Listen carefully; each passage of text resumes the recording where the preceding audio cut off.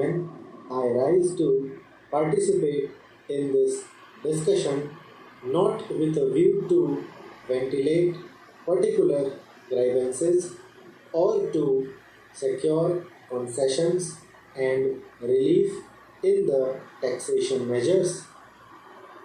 I am one of those who believe that there is no justification for additional taxation unless the conditions laid down by the Taxation Inquiry Commission are complied with.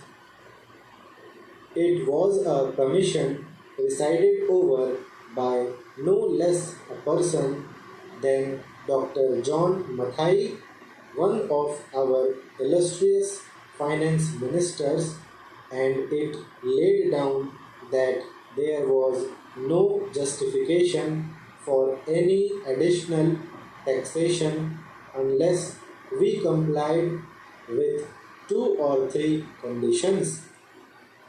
One condition was that whatever tax was realized was being properly spent, that there was no wastage or superfluous expenditure being incurred. The Commission had pointed out that out of every rupee that was being raised by the government, 60 paise were being spent on administration and about 20 paise were being spent on social services including education, etc., and the balance for other things. Another was that whatever tax was being imposed should be realized before we brought out measures for fresh taxation. They also had suggested that there was sufficient room for economy in all the ministries and departments, and effective steps should be taken forthwith to enforce the maximum possible economy in government expenditure. Now we have before us this audit report for 1961-62, which was presented to the Lok Sabha on the 6th June and which came to my hands last night, and I have not been able to study it.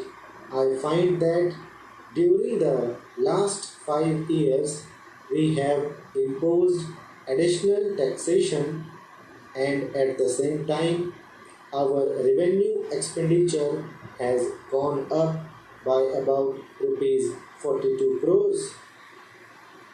So on the one hand we say that we are raising this money, these taxes, for the implementation of the plan, and for that reason every chief minister and ministers go about saying that we want money for the implementation of the plan.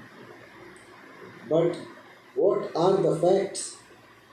We find that the money that has been raised is being used for administrative purposes. So it is not correct to say that. On the other hand, it is not proper because you must know that no plan, however well balanced and well thought out it may be, can't be implemented in a democratic setup unless you can enthuse the people.